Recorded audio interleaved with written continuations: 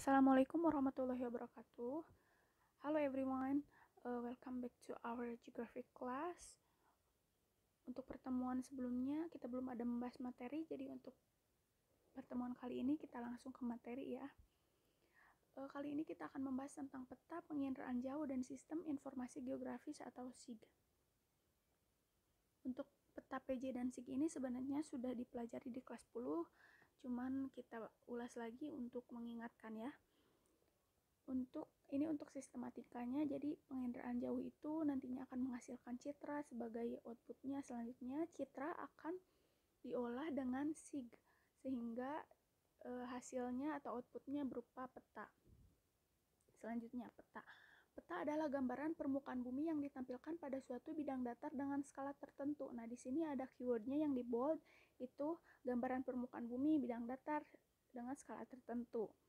Nah, selanjutnya fungsi peta yaitu menunjukkan posisi dan lokasi, menentukan ukuran luas dan jarak, dapat dilihat dari skalanya, dapat dihitung. Selanjutnya memberi gambaran permukaan bumi, kemudian memberi data potensi daerah. Kita lanjut, ini merupakan peta umum dari Indonesia. Selanjutnya ini merupakan peta khusus, yaitu peta penggunaan lahan. Nah, ini selanjutnya kita akan membahas tentang komponen peta. Ini ada beberapa komponen peta. Yang pertama, judul peta selalu menggambarkan isi dan daerah yang dipetakan. Seperti yang tadi, peta Indonesia berarti isinya adalah wilayah Indonesia. Selanjutnya, simbol yaitu lambang-lambang pada peta menggambarkan informasi yang dimaksud di dalam peta. Lalu, skala perbandingan jarak antara dua titik di peta dengan jarak dua titik sebenarnya yang ada di permukaan bumi. Kemudian sumber peta adalah sumber dasar pembuatan peta, kemudian tahun pembuatan, garis astronomis, adalah garis lintang dan garis bujur pada peta, lalu orientasi, legenda yang menerangkan arti simbol, lalu insert peta, yaitu peta petunjuk, lalu lettering, tulisan yang lebih mempertegas arti dari simbol yang ada, dan garis tepi. Next, nah ini dari peta ini dapat kita lihat komponen-komponennya. Yang pertama adalah judul, adalah peta Provinsi Jawa Barat, lalu orientasi petanya, arah utara, selatan, timur, dan barat, lalu garis astronomis, garis lintang, dan garis bujur, serta legenda, skala, simbol, sumber peta, tahun pembuatan, dan lettering. Nah, di sini lettering merupakan penulisan. Contoh adalah penulisan pada perairan seperti yang di atas Laut Jawa itu selalu ditulis dalam miring dan berwarna biru. Next, ini merupakan simbol peta. Simbol peta merupakan lambang-lambang yang terdapat pada peta yang menggambarkan informasi yang dimaksud dalam peta. Nah, dengan melihat simbol-simbol yang ada, kita dapat mengetahui apa arti dari peta dan apa maksud dan tujuan dari peta tersebut. Nah, simbol peta itu ada 3. Simbol titik, area, dan garis. Simbol titik itu biasanya berbentuk menyerupai titik kecil-kecil, lalu simbol area itu biasanya lebih ke area yang lebih luas seperti sawah, hutan, dan sebagainya. Lalu simbol garis biasanya melambangkan sungai, jalan, dan batas-batas. Selanjutnya adalah interpretasi peta. Interpretasi peta merupakan upaya atau kegiatan memahami atau menafsirkan simbol-simbol dalam peta. Nah, kegiatan interpretasi peta di sini yang pertama adalah melihat peta, lalu melihat simbol yang ada pada peta, setelah itu memahami atau menafsirkan apa arti simbol-simbol yang ada tersebut sehingga dapat diketahui maksud dari peta tersebut. Nah, analisis dan interpretasi mencoba melakukan penafsiran tentang apa, di mana, dan kenapa terjadi perbedaan dan persamaan fenomena. Next, ini adalah interpretasi. Nah, interpretasi peta itu bisa bermanfaat untuk berbagai bidang, diantaranya untuk transportasi dan penggunaan lahan.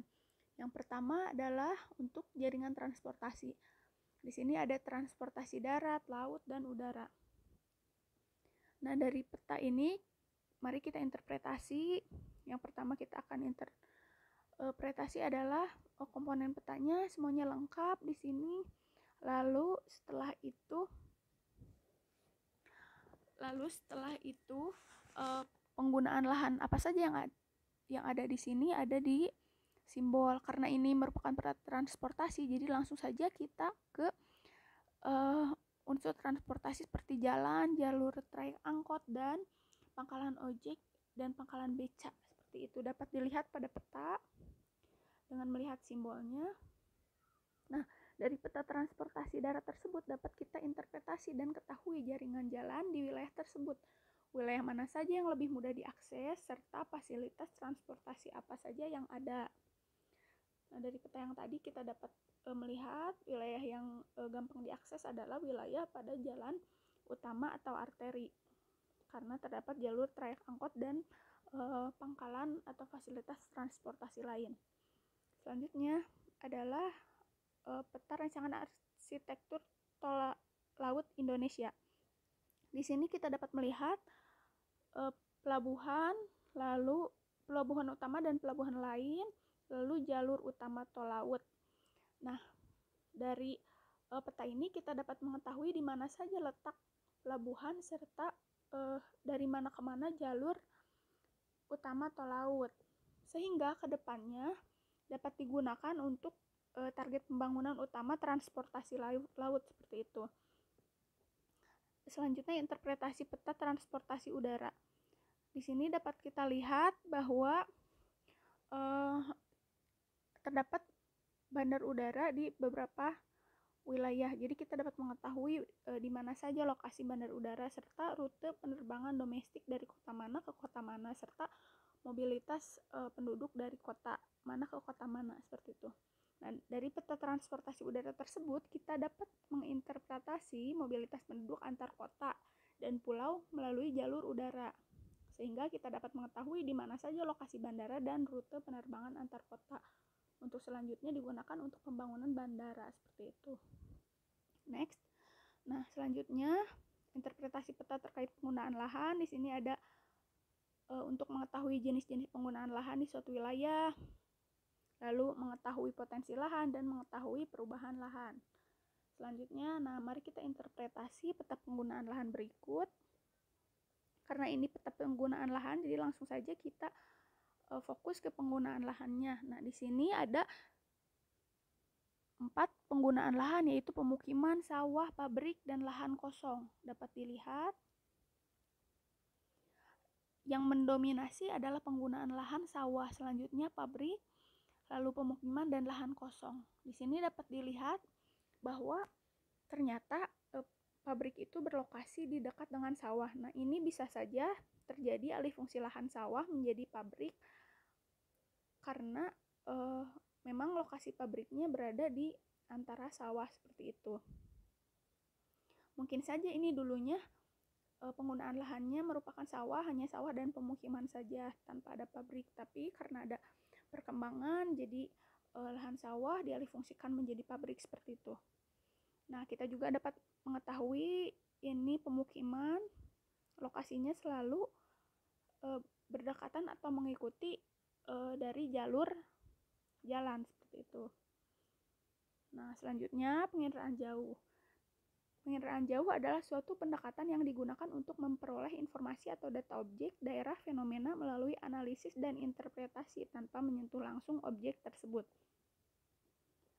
Nah, di sini ada kata tanpa menyentuh objek tersebut. Hal tersebut berarti ada wahana atau sarana yang digunakan untuk merekam. Di sini ada satelit, pesawat udara, dan drone. Nah, di sini juga ada istilah citra. Citra merupakan data berupa gambar yang diperoleh dalam sistem penginderaan jauh atau PJ. Jadi hasil dari perekaman satelit, pesawat udara, dan drone itu adalah citra. Nah, interpretasi citra penginderaan jauh di sini ada beberapa unsur untuk mengetahui suatu objek itu apa. Kita dapat melihat dari rona. Itu adalah tingkat kecerahan dan kegelapan objek serta warna. Nah, jika citranya itu sudah berwarna, maka proses interpretasi akan lebih mudah karena lebih diketahui itu objeknya apa. Lalu bentuk objek bisa kita lihat contohnya stadion bentuknya oval atau bulat. Selanjutnya ukuran objek dibandingkan dengan ukuran objek yang lain, contohnya lagi stadion tersebut. Bila dibandingkan dengan objek yang lain pasti ukurannya lebih besar. Lalu tekstur, ada halus, sedang, kasar. Untuk yang halus itu biasanya lahan kosong, contohnya, sedang contohnya itu adalah perkebunan, dan kasar contohnya adalah pohon-pohon besar atau hutan. Selanjutnya pola itu ada teratur dan tidak teratur, contohnya adalah pola perumahan.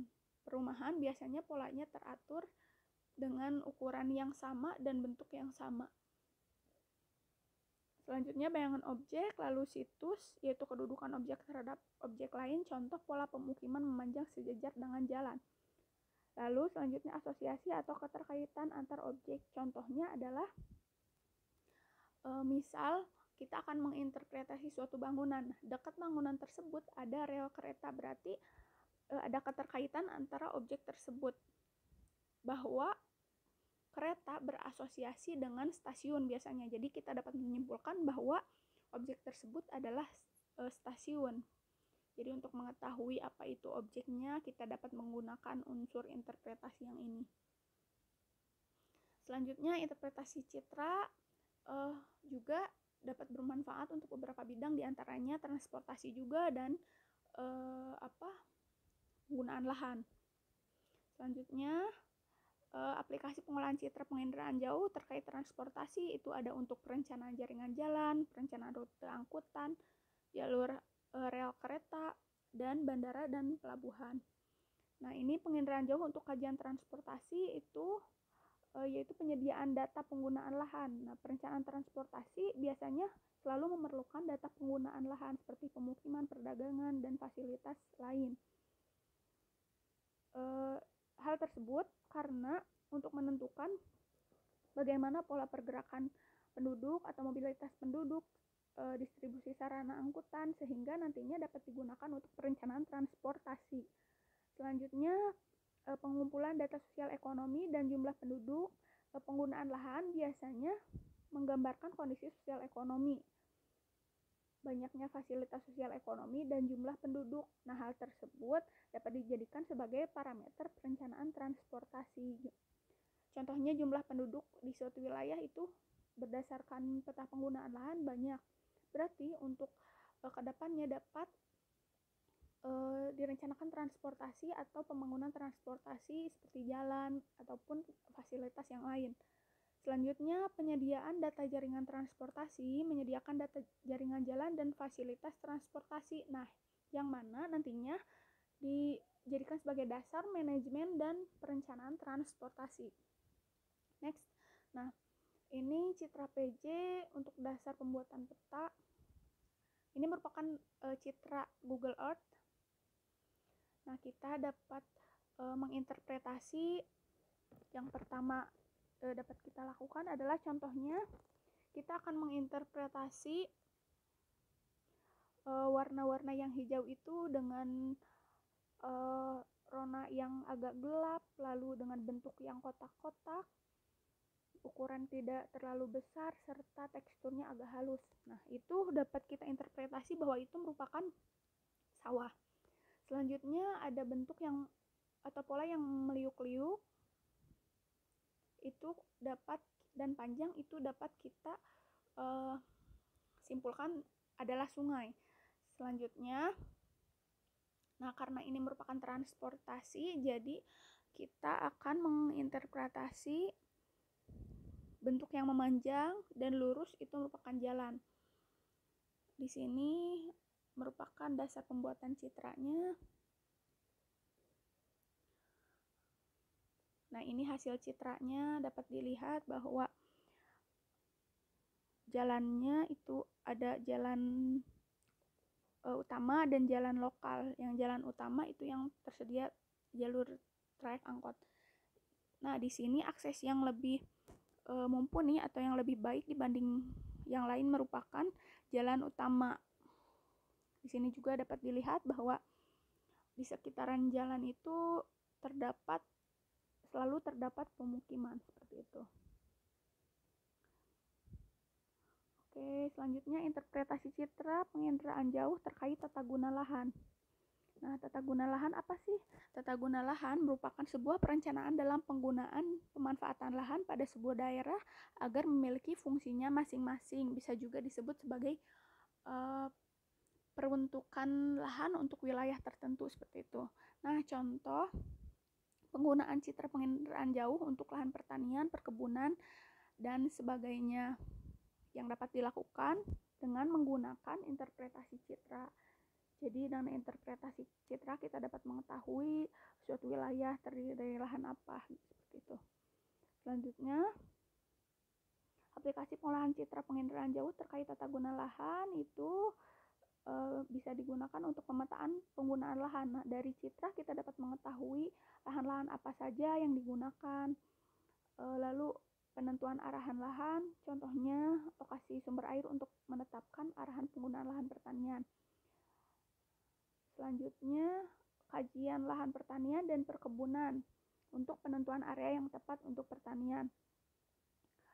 Kemudian, kajian lahan hutan, lahan pemukiman, lahan industri, dan lain-lain. Apakah lahan tersebut cocok di wilayah tersebut dan sesuai peruntukannya atau tidak, seperti itu. Nah, ini merupakan citra yang sama dengan yang tadi kita interpretasi transportasi, sekarang kita interpretasi penggunaan lahannya. Nah, di sini kita dapat melihat dan menginterpretasi ada penggunaan lahan apa saja. Nah, sebelumnya kita dapat menginterpretasi ini ada pola yang panjang dan meliuk-liuk, itu dapat kita simpulkan bahwa itu adalah sungai.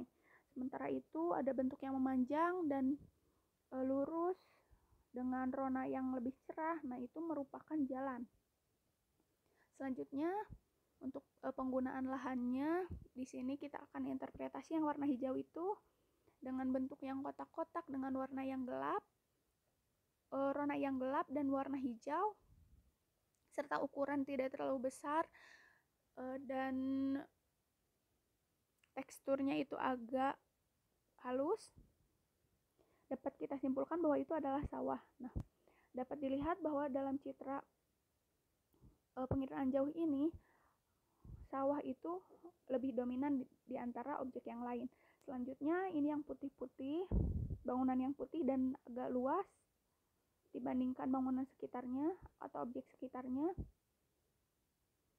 Ini dapat kita simpulkan bahwa biasanya yang memiliki warna putih itu adalah pabrik. Nah, selanjutnya yang tadi sawah, yang kedua pabrik. Selanjutnya adalah yang berwarna merah-merah ini jumlahnya banyak, teksturnya agak kasar, lalu warnanya merah itu menggambarkan genting dari sebuah rumah. Itu dapat kita simpulkan bahwa itu merupakan pemukiman. Nah, selanjutnya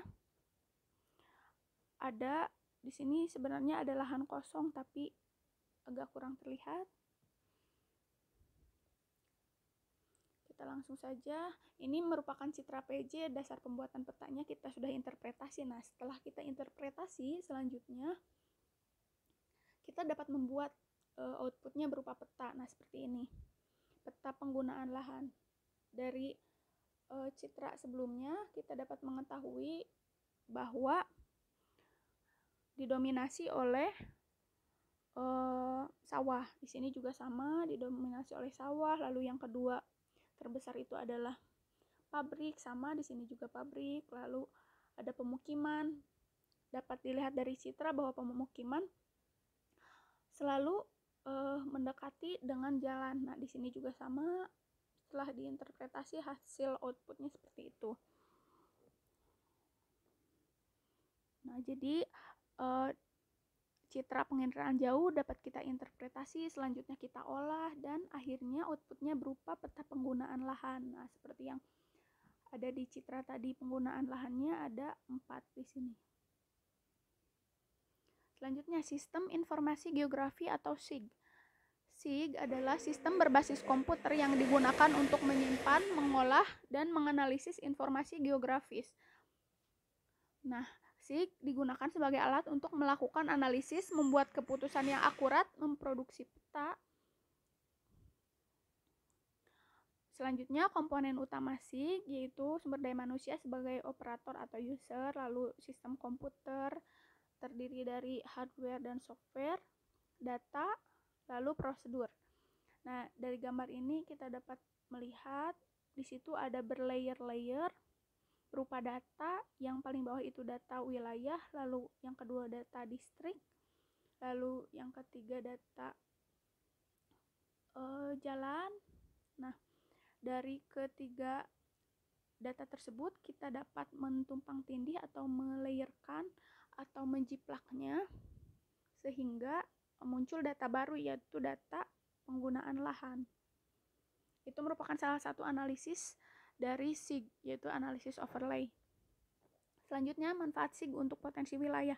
Potensi wilayah adalah kemampuan suatu daerah yang berupa sumber daya yang bisa digunakan, dieksploitasi, dan diambil manfaatnya untuk dikembangkan secara lebih lanjut.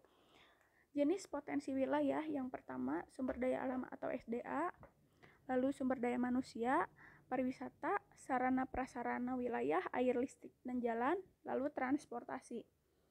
Nah, manfaat SIG terhadap potensi wilayah yang pertama, manajemen tata guna lahan.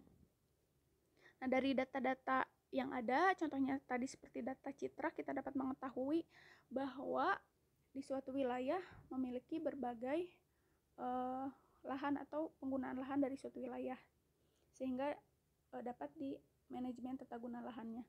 Selanjutnya, pengumpulan data SDA seperti potensi dan sebaran SDA, kawasan lahan, rehabilitasi dan konservasi lahan, perubahan lahan. Kemudian mengawasi daerah rawan bencana alam, lalu bidang sosial budaya, ada penduduk dan fasilitas sosial. Selanjutnya, pengelolaan lingkungan, contohnya pemetaan wilayah potensial SDA dan lingkungan hidup. Selanjutnya, manfaat SIG untuk kesehatan lingkungan. Kesehatan lingkungan adalah suatu keseimbangan ekologi yang harus tercipta di antara manusia dan lingkungannya agar bisa menjamin keadaan sehat dari manusia.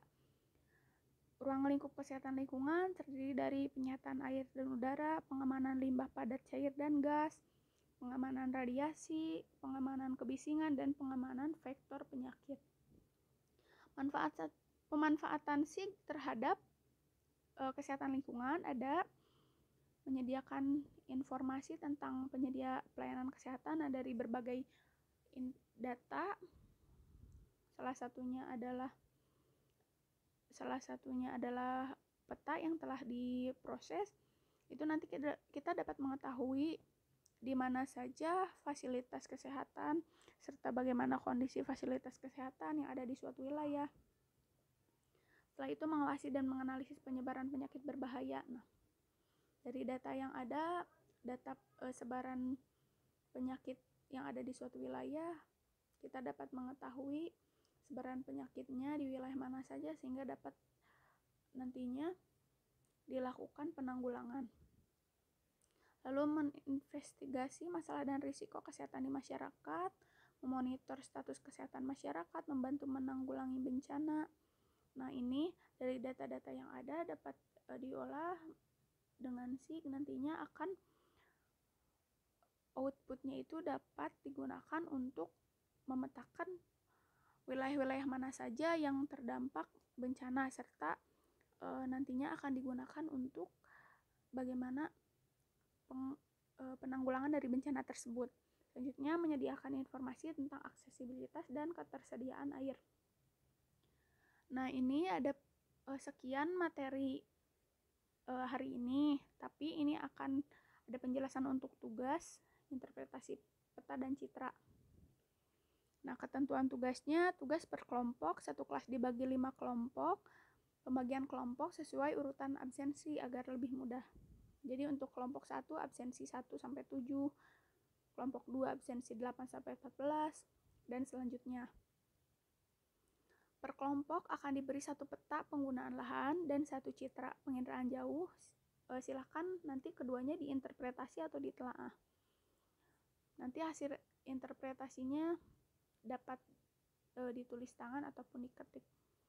Batas waktu pengumpulan tugas sampai dengan Senin 15 Februari 2021 jam 10. dikumpulkan, dikirim ke WA, terserah mau ditulis tangan atau diketik bebas. Yang penting mencantumkan kelompok, nama anggota kelompok, dan kelas.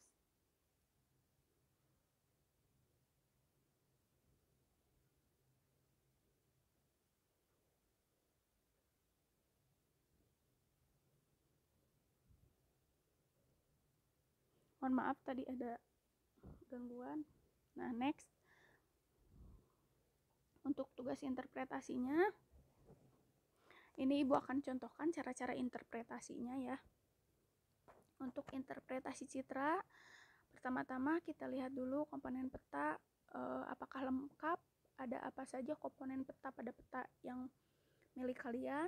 Setelah itu, karena ini merupakan peta penggunaan lahan, jadi kita lihat penggunaan lahannya ada apa saja. Contoh ini penggunaan lahannya ada 9 macam, ada belukar, hutan primer, hutan sekunder, hutan tanaman, lahan terbuka, pemukiman, perkebunan, pertanian lahan kering, dan pertanian lahan kering campur semak.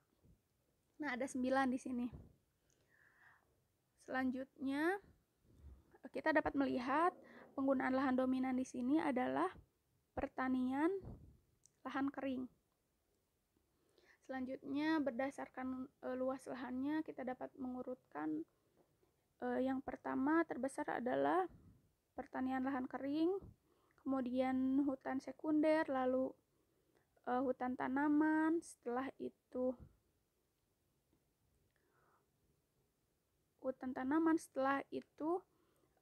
hutan primer, dan pemukiman. Selanjutnya yang terakhir adalah yang paling kecil, lahan terbuka. Nah, setelah itu melihat dari dominasi lahan, kita dapat mengetahui bahwa penggunaan lahan di wilayah ini cocok untuk pertanian lahan kering sehingga nantinya ke depannya dapat dikembangkan untuk pengembangan pertanian lahan kering. Nah, ini tugas kelompok interpretasi peta yang harus diinterpretasi. Ada di sini komponen peta apa saja, penggunaan lahannya, penggunaan lahan dominan apa, urutkan penggunaan lahan dari dominan sampai terkecil. Dengan melihat penggunaan lahannya, wilayah yang dipetakan tersebut memiliki potensi lahan apa dan cocok dikembangkan untuk lahan apa ke depannya. Nah, seperti yang tadi sudah Ibu jelaskan contohnya. Lalu next. Nah, ini yang tadi interpretasi peta, sekarang interpretasi citra. Nah, yang harus diinterpretasi di sini karena penggunaan lahan, jadi kita interpretasi penggunaan lahannya apa saja. Yang pertama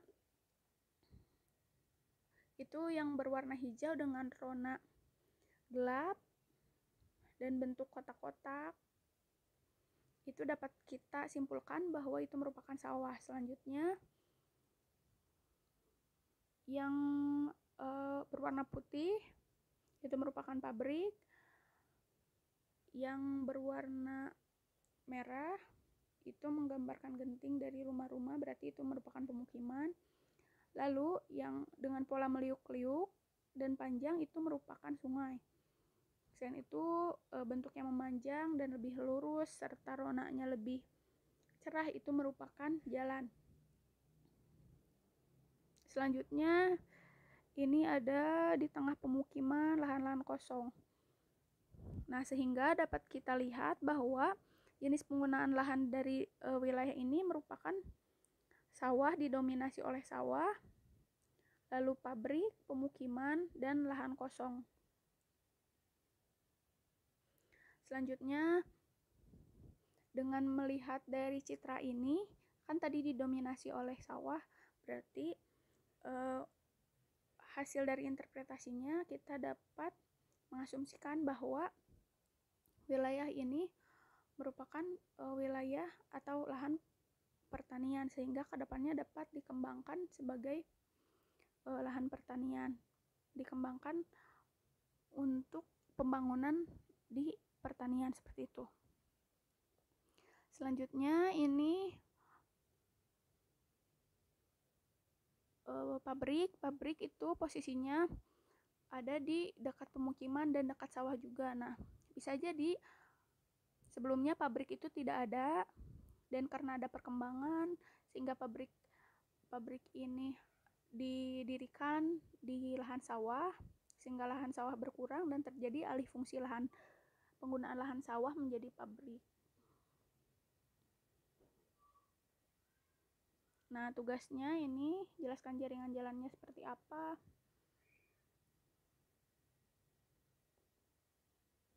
Yang tadi contoh jaringan jalannya ini ada jalan arteri atau jalan utama, lalu ada jalan lokal juga. Nah, dapat diketahui bahwa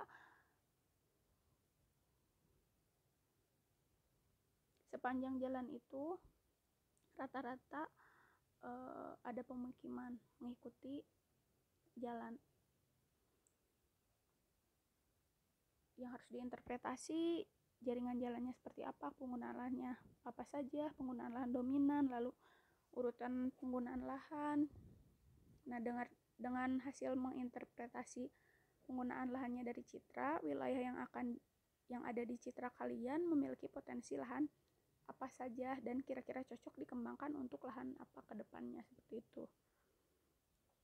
Nah, sekian untuk pertemuan kali ini. Apabila ada pertanyaan mengenai materi ataupun tugas, bisa langsung chat di WA.